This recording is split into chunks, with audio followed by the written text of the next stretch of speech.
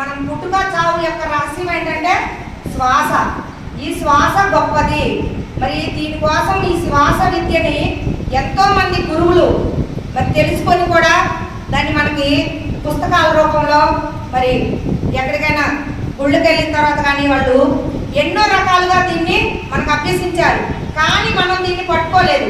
ఒక పత్రిక వచ్చిన తర్వాత మాత్రం శ్వాస మీద ధ్యాస అనే ధ్యానాన్ని మనకు అందించి మరి మన యొక్క చావు పుట్టుక రహస్యాన్ని మనకు తెలియపరిచి మరి మనం చనిపోయిన తర్వాత కూడా మన వెంట ఏమొస్తుందో మరి ధ్యానం చేస్తేనే ఆ శ్వాస విద్యను పట్టుకుంటేనే మీరు మీ జన్మ రహస్యం ఏంటో తెలుసుకుంటారని చెప్పి ఎంతో చక్కగా మరి ఎంతో మంది స్త్రీమూర్తుల్ని కానీ చాలా మంది చనిపోయేదాకా వెళ్ళి బయటపడ్డ వాళ్ళు కూడా ఎంతో మంది ఈ సొసైటీలో ఉన్నారని, వాళ్ళల్లో మేము కూడా మరి ఎన్నో అనారోగ్య సమస్యలతోటి మరి ఎన్నో కష్టాల్లో మరి తెలియని ఒక స్థితిలో నుంచి ధ్యానాన్ని తెలుసుకొని మరి దీన్ని పట్టుకొని ఇలా ఈరోజు ఎంతో ధైర్యంగా మరి దీన్ని పట్టుకుంటే మనకు రావాల్సినవి వస్తాయండి.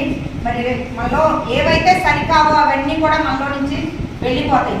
మరి చాలా మందికి భయం ఉంటుంది కదా, ఉంటుందా లేదా? ఎంత గంభీరంగా మాట్లాడినా కూడా మనకు తెలియని ఒక భయం ఉంటుంది, అవునా? కొన్ని కొన్ని సందర్భాల్లో భయానికి లోనవుతాం. ఎందుకు వస్తుంది ఆ భయం? తెలియదు. ఆ భయం ఎందుకు వస్తుందో మనకు తెలీదు, అవునా? మరి ఒక్కోసారి కోపం చూడండి, అంత బాగానే ఉంటాం మనతో, మన చుట్టూ ఉండే వాళ్ళతో.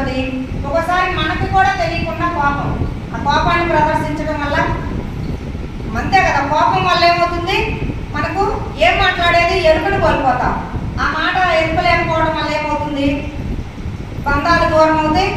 మరి ఇద్దరి మధ్య కూడా ఎవరైతే మనం నోరు జారేమో వాళ్ళ మధ్య శత్రుత్వం పెరుగుతుంది, ఎరుకని కోల్పోతాం. ఇంకా మానసిక ప్రశాంతతను, ఎన్ని కష్టాలు వచ్చినా కూడా ఏది వచ్చినా ఒక్క ధ్యానం చేయటం వల్ల ఇవన్నీ మనలోకి ఆటోమేటిక్గా వస్తాయండి.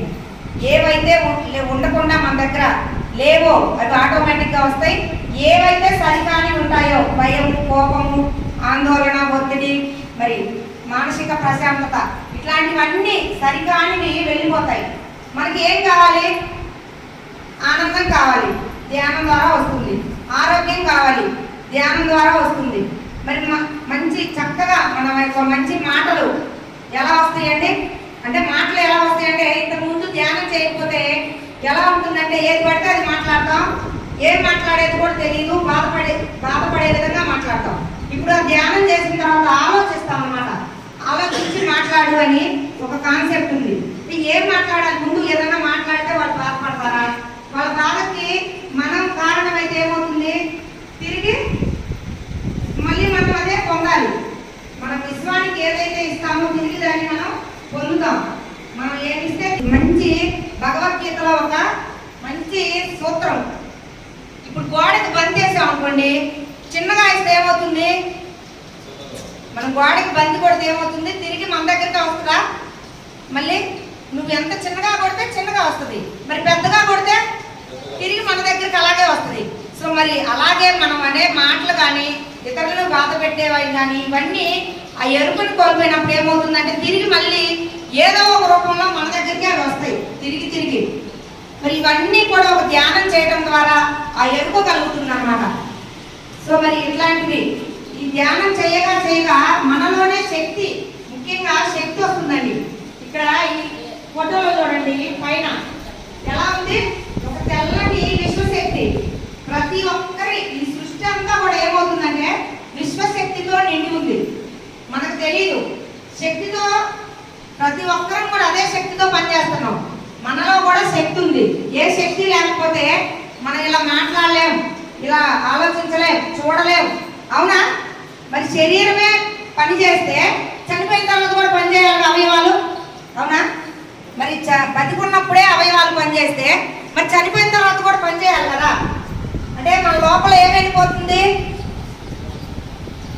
మరి ఇప్పుడు నేను మాట్లాడుతున్నా, నా చేతులు కదులుతా ఉన్నాయి, నా గుండె కొట్టుకుంటుంది అంటే మరి ప్రతి ఒక్క అవయవం లోపల ఎన్ని అవయవాలు ఉన్నాయో, మరి ఒక సిస్టమే ఉంది మన లోపల బాడీలో, శరీరంలో 2,72,000 నాడులు ఉన్నాయి. మరి ప్రేవులు అన్నీ అందరికి ఉన్నాయి కదా. అవన్నీ సకల జీవరాశుల్లో ఆ సిస్టాన్ని పెట్టి భగవంతుడు మనల్ని తయారు చేశాడు, అవునా? మరి ఇదంతా ఎలా పనిచేస్తుంది? మనకున్న డబ్బు వల్ల, మరి మనకున్న భార్య వల్ల కానీ, మనం ఇంట్లో పిల్లల వల్ల, మన ఆస్తి వల్ల కానీ ఇలా పనిచేస్తుందా? మరి మనం ఏమన్నా తయారు చేసుకున్నామా? అవునా? ప్రతి ఒక్కరికి ఉంది కదా. మరి ఈ సిస్టమ్ అంతా ఎలా పనిచేస్తుంది?